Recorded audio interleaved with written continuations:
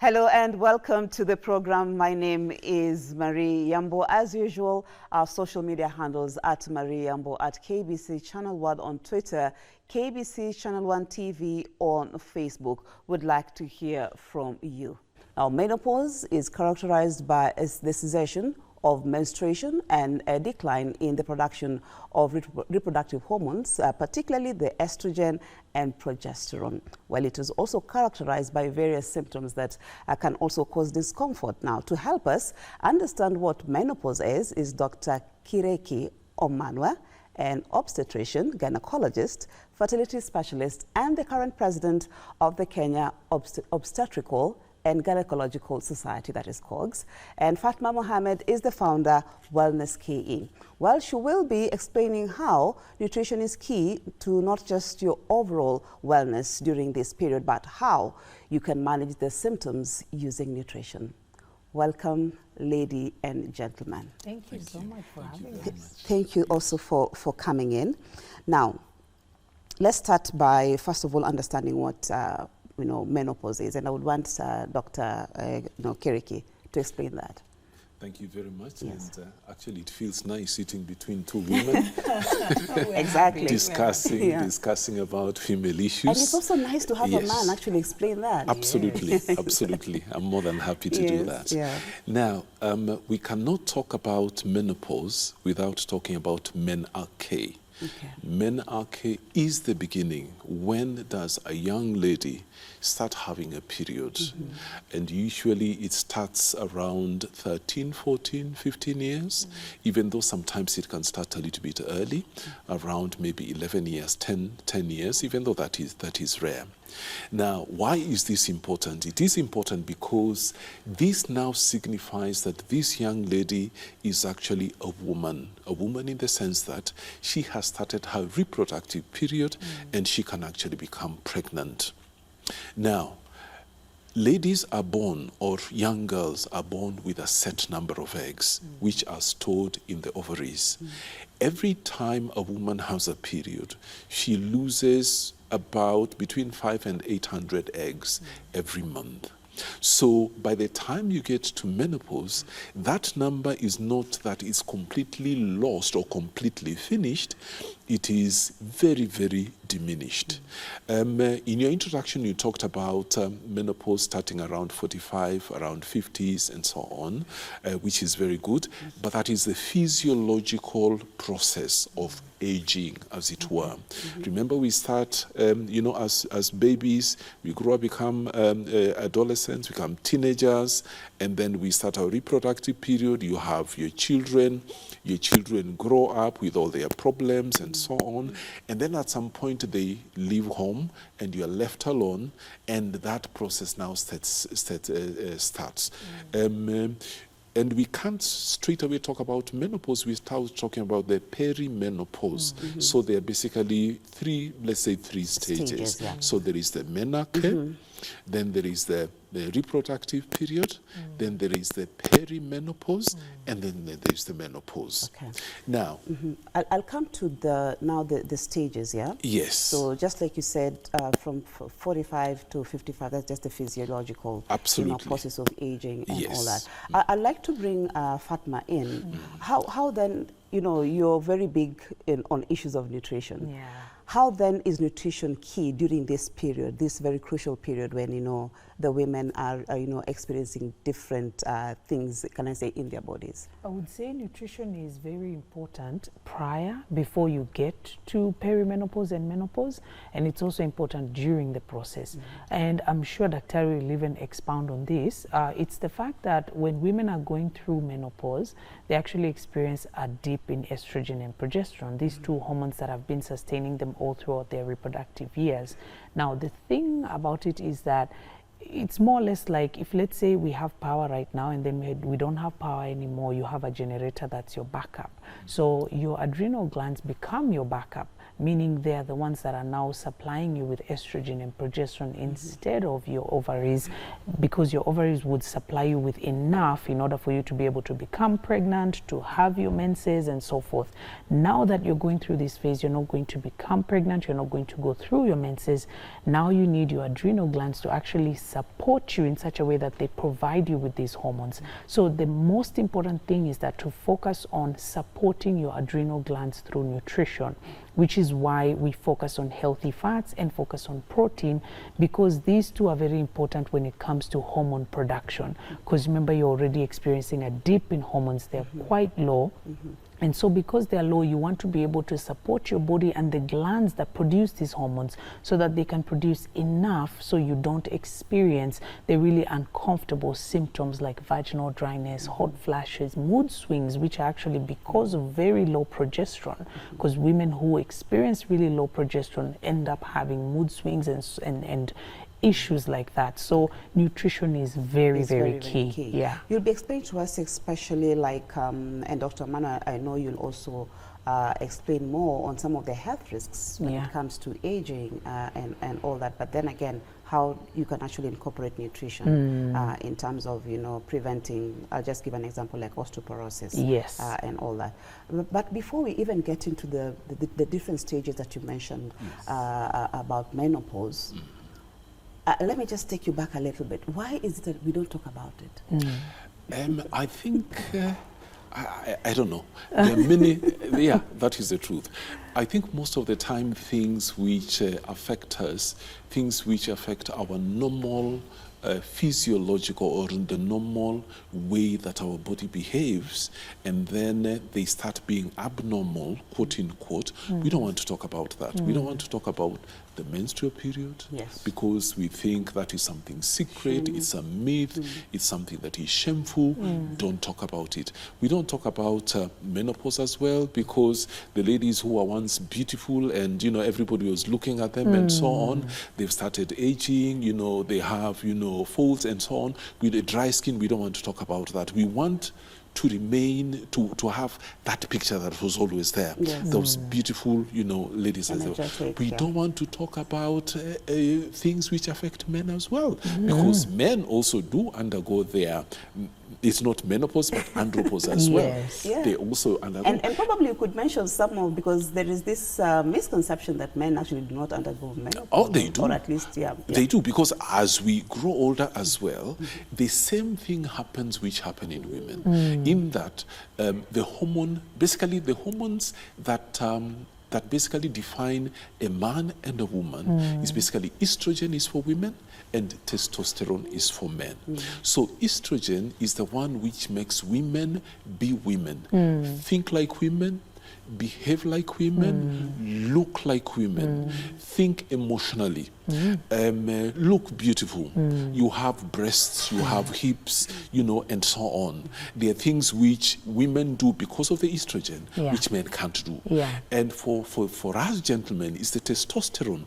Testosterone is what defines men. It's what makes us have deeper voices. It makes us have, you know, bigger muscle mass. We are more aggressive, and so on. So as we age, these hormones actually tend to reduce in life. And as they tend to reduce in life, these symptoms, the ones that you mentioned, for ladies, for example, you start having hot flashes. You know, you are seated and then all of a sudden, poof, it's July and it is cold. People are in jackets and here you are sweating. And, you know, and then you don't know where it came from. You have issues with mood swings. You are happy all of a sudden, and then all of a sudden your husband does something and you blow the top and the man is like, what happened to this lady? We were laughing and now she's blowing, she's screaming at me all of a sudden.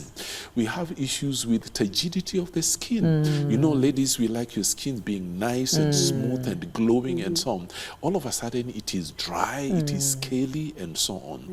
You have issues with the vaginal dryness, which is a very big problem, because with the estrogen that the ovaries produce actually is very important in the natural physiology of the vagina.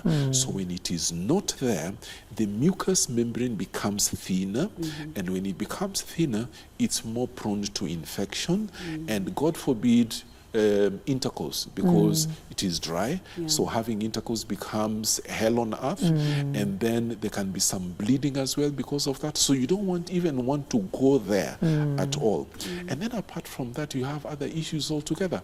You have issues of depression, because as I said, this is a hormone which makes you think, behave, and behave like a woman. So issues of depression, issues of low libido, issues of forgetfulness. Your mind becomes, foggy, as it were. You enter a room, you are going to look for keys, and then you enter, and then you are wondering, why did I come here?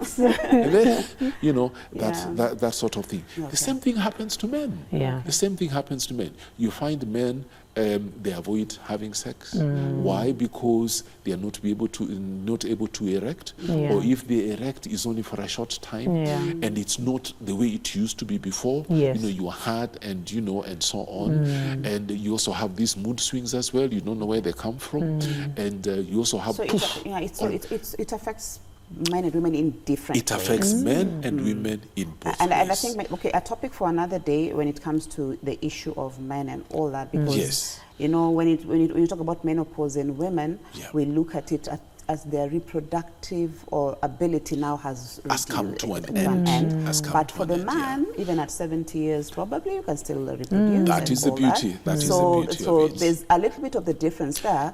But then Fatma, as Dr. was explaining the different, symptoms, the hot flashes, and all that. What are some of those, nutritional,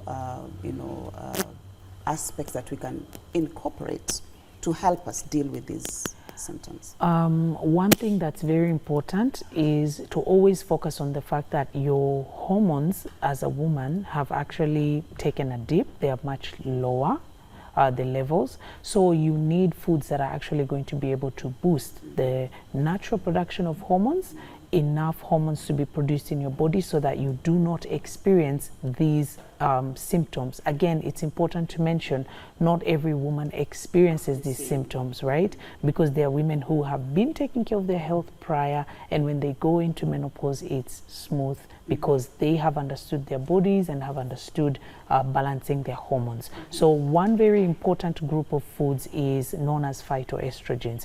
Phyto basically is plants. So estrogen coming from plants. So there are foods that can actually supply you with natural sources of estrogen. Foods like flax seeds, which is what we have here. We have flax seeds, we have pumpkin seeds, sesame seeds, a huge variety of foods that are rich in healthy fats will actually help you in providing your body with phytoestrogens, because remember your estrogen levels are much lower. And also making sure that you also focus on foods rich in omega-3 fatty acids, foods also rich in vitamin D is very important. You also need to make sure that you focus on, as Dr. mentioned, issues like osteoporosis are actually going to be quite rampant. So making sure that you focus on foods that are going to be able to do that. When it comes to, when you look at your plate, basically, as a woman going through menopause, make sure that you have natural foods, number one. Avoid foods that are processed, right? Really avoid processed foods, avoid sugar, avoid refined carbohydrates. One very easy way is for you to actually eat carbohydrates that are complex carbohydrates, meaning you just go on Google and type and ask Google what is the glycemic index of a certain food, whether it is rice, it is ugali, it is what. If you can stick to a number lower than 55, the better for you, because then that means you'll actually be balancing your blood sugar levels better, because when you get into menopause, again, you're more susceptible to other conditions, which if you maybe, let's say you are hypertensive, then you are going to... Chances are very high that you might dip into that. Exactly. Okay. So your diet and nutrition is very, very key. Okay. Maybe we can add something to that, what she has been saying. Something very important. There is weight gain. during menopause. So if you had a tendency of being overweight, then when it comes to menopause, unfortunately you may dip towards being obese. Yeah. That is one thing. There are issues with the hair loss as well, exactly. which is very, very important. All these are basically supported by the same hormone that we talked about, by estrogen. Now, Dr. You talked about the different stages of menopause. You know, Yes. we said from the during the introduction, 45 to 55. There are cases where people can. Is it possible to experience this earlier than that? Oh yes, we can. And what is the cause? Because actually we have different causes. The first one that I think we are talking about is the physiological one. You start your Ps at 13, 14, and you get to around 45. They start playing hide and seek with you. They are there this month, 2 months they are not there. And when you think they have gone completely, they come back. And when they come back, so that is now the perimenopause? The perimenopause. The perimenopause. Now, the menopause sets in when you have a whole year without periods. That is now when you know, now I've actually hit menopause. Yeah. And then because from there, they will most probably not come back. And if you have a period after that, then there is something that is not right. So after 1 year? After 1 year without a period. And then when you get a period, please see your gynecologist. Something is not right because it's not supposed to be that way. Or ladies who are 60, for example, who have not had a period for 10 years, and then all of a sudden they have a period, 70 years, 80 years. The other week, two months ago, my colleague's mother, who is 81, suddenly had a period all of a sudden and said, no, something is not right. Luckily, it was discovered that it was endometrial cancer, which was sorted out very, very early. Now, the other ways that somebody can experience menopause is through surgery. Because sometimes when you do surgery, and this is surgery whereby we remove the ovaries, because sometimes, because the ovaries are the source of estrogen. So once we remove the ovaries, then definitely we are going to go into menopause. There is no way out. The medications, some of the medications that we use, for example, when we use chemotherapy, because chemotherapy is going to affect the ovaries. And when it affects them, obviously they will not be producing the estrogen that is needed. Obviously, you go into estrogen. Sometimes we actually induce chemical menopause for a period of time in some diseases. For example, endometriosis. In endometriosis, part of the treatment is to give medication whereby the ovaries are not working at all for about 6 months, sometimes even up to 12 months. By doing that, we stop the endometriosis from growing, because endometriosis generally thrives on the estrogen that is produced by the ovaries. And then there is a small percentage of patients, about 1%, whereby it is familial, in the sense that they reach 18 years, they don't have periods. They reach 20 years, and there are no periods. And when you check their hormone levels, you find their hormone levels are all over the place, meaning that they will not have a period at all. I've had 1 or 2 cases whereby young girls of 16, 17 years, you know, having no periods at all. When you check their hormone levels, it's as if they are ladies who are 50, 60 years old. Is there a way of treating it? Yes and no. Yes, in the sense that we can give them tablets which have the hormones and which will continue working such that their bodies work as if they're having natural, normal periods. This is basically supplementation of the estrogen that that they are not having. Okay, and there's something also called is it hormone replacement therapy? Yes. So that's also something that you can advise for women who are menopausal and. Absolutely, absolutely true. Absolutely true. Again, we don't talk about it in this part of the world. In Europe, I practiced in Poland, where I trained. I practiced in the UK. This is something which is very huge because, number one, there is a lot of awareness. Number two, The ways that you talked about, the hormone replacement therapy, it is something which is very big. Why? Because these ladies are aware and they want to feel okay. They don't want to have vaginal dryness. They don't want to have, urinary leakage of urine because that happens again. They want to enjoy their sex life till late in life, in their 70s. Why not? It is possible. So hormone replacement therapy is there, but there is a caveat to it as well. It is not for everybody. There are contraindications for hormone replacement therapy. For example, you said about hypertension, diabetes, and so on. So hypertension is a contraindication. Diabetes is also a contraindication. If you ever had a clot, for example, it's a contraindication. If you ever had major surgery, for example, brain surgery, and so on, it's also a contraindication. So let me give you a chance, Fatma. If you were to talk to a woman who is either, before they experience menopause, and those who are in that bracket of age, where now they're experiencing experiencing perimenopause, what are those critical, can I say, nutrients that they need to inculcate? So the first thing is, I think, if you are a woman going through perimenopause or menopause, remember you have your adrenal glands that are your backup. So you have to support your adrenal glands in the sense that you have to eat foods that are rich in healthy fats. You have to eat a lot of more protein in your diet, because they're actually going to help you in proper hormone secretion and production. Something else that's important is also to approach it holistically, in the sense that when you think about your adrenal glands, they actually do also produce your stress hormones and so forth, from your cortisol to adrenaline.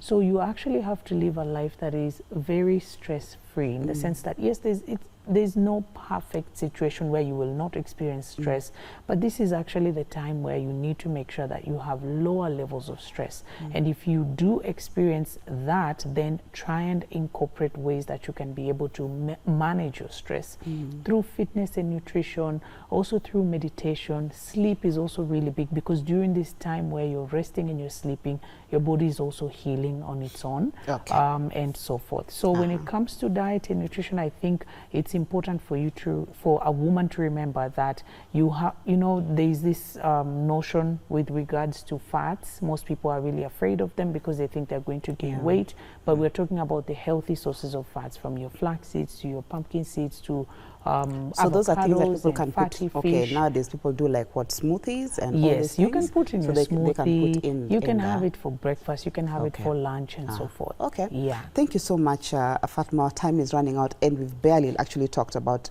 so many things.